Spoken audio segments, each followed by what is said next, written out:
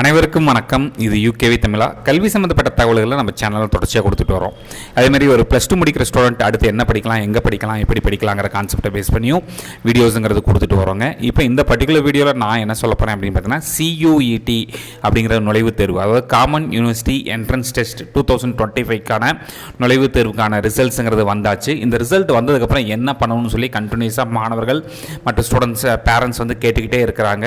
So அவங்க அடுத்து என்ன பண்ணணும், இந்த ரிசல்ட்ஸ் எப்படி செக் பண்ணுறது, ப்ளஸ் எப்படி கல்லூரிகளுக்கு அப்ளை பண்ணணும் அப்படிங்கிற விஷயங்கள் தான் சொல்ல போகிறேன். ஸோ முழுமையான தகவல்கள் வேணுங்கிறவங்க இந்த வீடியோவை ஸ்கிப் பண்ணாமல் பாருங்கள்.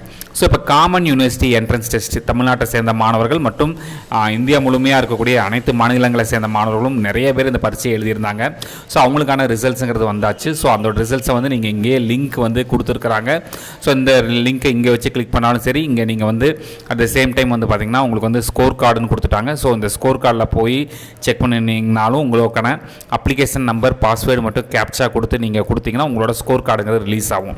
ஸோ இந்தியா முழுமையாக கிட்டத்தட்ட ஒரு நம்மளுக்கு வந்து 11 லட்சத்துக்கும் மேற்பட்ட மாணவர்கள் வந்து இந்த எக்ஸாமுக்கு வந்து ரெஜிஸ்டர் பண்ணியிருந்தாங்க. அதாவது 13,54,699 பேர் ரெஜிஸ்டர் பண்ணியிருந்தாங்க. கிட்டத்தட்ட 10,71,000 பேர், அதாவது 11 லட்சத்துக்கும் நெருங்கின மாணவ மாணவிகள் இந்த தேர்வுகளை வந்து எழுதியிருந்ததாகவும் சொல்லியிருக்கிறாங்க. அதில் எத்தனை பேர் எழுதுனாங்க, எத்தனை பாய்ஸ், எத்தனை கேர்ள்ஸ், எத்தனை சப்ஜெக்ட், இதை பற்றின எல்லா டீட்டெயில்ஸுமே அவங்க வந்து ஸ்டாட்டிஸ்டிக்ஸுமே கொடுத்துருக்குறாங்க. கம்யூனிட்டி வைஸ் ஸ்டாட்டிஸ்டிக்ஸ் கொடுத்துருக்குறாங்க, ஜெண்டர் வைஸ் ஸ்டாட்டிஸ்டிக்ஸ் கொடுத்துருக்காங்க, லாங்குவேஜ் வைஸ் ஸ்டாட்டிஸ்டிக்ஸும் கொடுத்துருக்குறாங்க. இப்போ இதெல்லாம் ஓகே தான் சார். இப்போ நம்ம தமிழ்நாட்டை சேர்ந்த மாணவ மாணவிகள் கண்டினியூஸாக கேட்குற ஒரு விஷயம் என்னென்னு பார்த்தீங்கன்னா, இப்போ எக்ஸாமோட ரிசல்ட்டுங்கிறது வந்தாச்சு. இந்த ரிசல்ட்டை வச்சுக்கிட்டு நான் என்ன சார் பண்ணுறது, அதாவது இந்த நான் தேர்வு எழுதின பர்டிகுலர் சப்ஜெக்டை பேஸ் பண்ணின கோர்சஸ்க்கு அந்த யூனிவர்சிட்டிஸ் மற்றும் அந்த கல்லூரிகளே கூப்பிடுவாங்களா, இல்லை நம்ம வந்து ஒவ்வொரு கல்லூரிக்கும் அப்ளை பண்ணணுமா அப்படிங்கிறத நிறைய மாணவர்கள் மற்றும் பெற்றோர்களோட ஒரு கேள்வியாக நான் வந்து பார்க்குறேன். இப்போ நீங்கள் CUET எக்ஸாம்ங்கிறது வந்து பார்த்திங்கன்னா ஒரு நுழைவுத் தேர்வு மட்டும்தான். அந்த எக்ஸாம் எழுதினாலே நம்மளை வந்து காலேஜஸ் கூப்பிடுவாங்க அப்படின்லாம் கிடையாது. ஸோ இந்த CUET எக்ஸாம் வச்சு நீங்கள் சென்ட்ரல் யூனிவர்சிட்டிஸில் ஜாயின் பண்ணலாம், state universities, deemed universities, private universities மற்றும் அதர் கவர்மெண்ட் இன்ஸ்டிடியூஷன்ஸில் ஜாயின் பண்ணலாம்.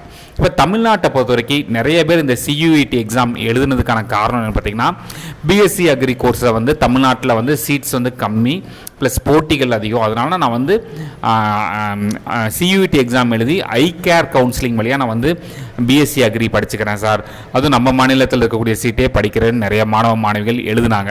ஸோ அப்படி இருக்கிறவங்க நீங்கள் என்ன பண்ணணும்னு பார்த்தீங்கன்னா, இந்த ஐகேருங்கிற வெப்சைட்டில் போய் தான் நீங்கள் டீட்டெயிலை செக் பண்ணுமே தவிர்த்து இந்த ஐகேரே உங்களை வந்து CUET எக்ஸாமோட ரிசல்ட்ஸை வச்சு கூப்பிடுவாங்கன்னு நம்ம வந்து எதிர்பார்த்து உட்காந்துட்டு இருக்கக்கூடாது.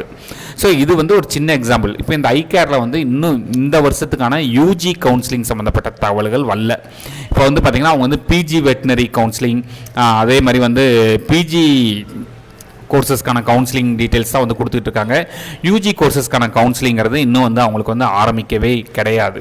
சரிங்களா? அப்போ UG கோர்சஸ்க்கான கவுன்சிலிங் சம்மந்தப்பட்ட தகவல்கள் இந்த ஐகேருங்கிற இந்த ஒரு பர்டிகுலர் வெப்சைட்டில் தான் வரும்.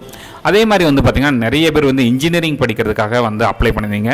இப்போ இந்த CUET எக்ஸாம் வச்சு இன்ஜினியரிங்கிறது வந்து பார்த்திங்கன்னா தமிழ்நாட்டில் இருக்கக்கூடிய பெரும்பாலான கல்லூரிகள் இன்ஜினியரிங்க்கு வந்து பார்த்திங்கன்னா இந்த CUET எக்ஸாம்ஸை எடுத்துக்கிறது இல்லை.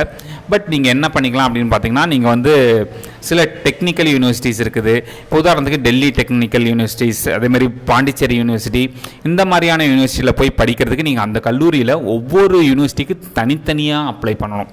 இதுதான் பெரும்பாலான பேரண்ட்ஸ் கேட்டது. சார் இப்போ இந்த CUET எக்ஸாம் ரிசல்ட்டை வச்சு ஒரே ஒரு அப்ளிகேஷன் போடணுமா, இல்லை ஒவ்வொரு கல்லூரிக்கும் ஒவ்வொரு யூனிவர்சிட்டிக்கும் தனித்தனியாக அப்ளை பண்ணணுமான்னு கேட்டால் என்னோட தெளிவான பதில் என்ன அப்படின்னு பார்த்தீங்கன்னா, நீங்கள் படிக்க விரும்புகிற கோர்ஸ் எத்தனை கல்லூரிகள் இருக்குதோ அத்தனை கல்லூரிகளுக்கும் தனித்தனியாக அப்ளிகேஷன் போடணும். வெறும் ஒரு அப்ளிகேஷன் மட்டும் போட்டு வச்சுட்டு, இப்போ உதாரணத்துக்கு தமிழ்நாட்டில் இன்ஜினியரிங்கில் சேரணும்னா 440 இன்ஜினியரிங் காலேஜுக்கு தனித்தனியாக நம்ம வந்து அப்ளை பண்ண போகிறதில்ல, ஒரே ஒரு கவுன்சிலிங் ப்ராசஸ்க்கு மட்டும் தான் அப்ளை பண்ணுறோம். இங்கே வந்து அப்படி கிடையாதுங்க. இங்கே நீங்கள் எந்த கல்லூரியில் சேர விரும்புகிறீங்களோ அத்தனை கல்லூரிகளுக்கும் தனித்தனியாக நீங்கள் வந்து அப்ளை பண்ணணும். அப்ளை பண்ணி அந்த பர்டிகுலர் கோர்ஸஸ்க்கும் ஒரு அப்ளிகேஷன் போடணும். இப்போ ஒரே கல்லூரியில் வந்து பார்த்திங்கன்னா 2-3 கோர்ஸ் இருக்குது. அப்போ நான் ஒரு அப்ளிகேஷன் மட்டும் போட்டால் போதுமான்னு கேட்டால் கண்டிப்பாக பத்தாது. ஒவ்வொரு கோர்ஸஸ்க்கும் தனித்தனியாக அப்ளை பண்ணணும். ஸோ இதுதான் என்கிட்ட நிறைய மாணவர்கள் மற்றும் பெற்றோர்கள் கேட்ட ஒரு விஷயம். அது போக பர்டிகுலர் ஒரு பேரண்ட்டே வந்து பார்த்திங்கன்னா இது சம்மந்தமாக வீடியோ போடுங்கன்னு சொல்லியிருந்தாங்க. அதுக்காகவே தான் இந்த டைமில் வந்து இந்த வீடியோங்கிறது ரிலீஸ் பண்ணியிருக்கோம். ஸோ சியூடி எக்ஸாம்ங்கிறது வந்து பார்த்திங்கன்னா அது ஒரு நுழைவுத் தேர்வு தான்.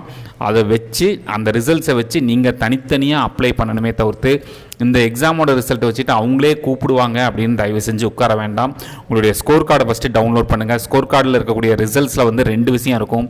என்டிஏ ஸ்கோர் ஒன்று இருக்கும், பர்சன்டைல் ஒன்று இருக்கும். ஸோ இதில் வந்து பர்சன்டைல தான் வந்து பார்ப்பாங்க. சரிங்களா? இந்த பர்சன்டைல வச்சு தான் நம்ம வந்து அப்ளை பண்ணுற மாதிரி இருக்கும். ஸோ இது மாதிரி கண்டினியூஸாக உங்களுக்கு வந்து பல்வேறு வகையான கவுன்சிலிங் சம்மந்தப்பட்ட தகவல்கள் வேணுங்கிறவங்க யூகேவி தமிழா அப்படிங்கிற அந்த யூடியூப் சேனலை சப்ஸ்கிரைப் பண்ணிக்கோங்க. மற்றும் இந்த வீடியோ உபயோகமாக இருக்குது நீங்கள் ஃபீல் பண்ணிங்கன்னா உங்களுக்கு தெரிஞ்ச மாணவ மாணவிகளுக்கும் மற்றும் பெற்றோர்களுக்கும் இந்த வீடியோ ஷேர் பண்ணுங்கள். மிகவும் நன்றி.